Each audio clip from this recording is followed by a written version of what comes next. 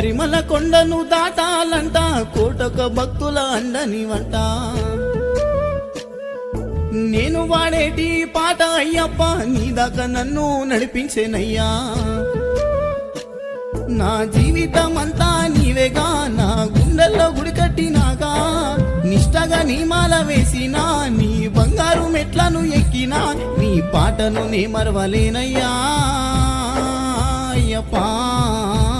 నా ఊపిరి ఉన్నంత వరకు అమ్మని నువ్వు పోయొస్తనే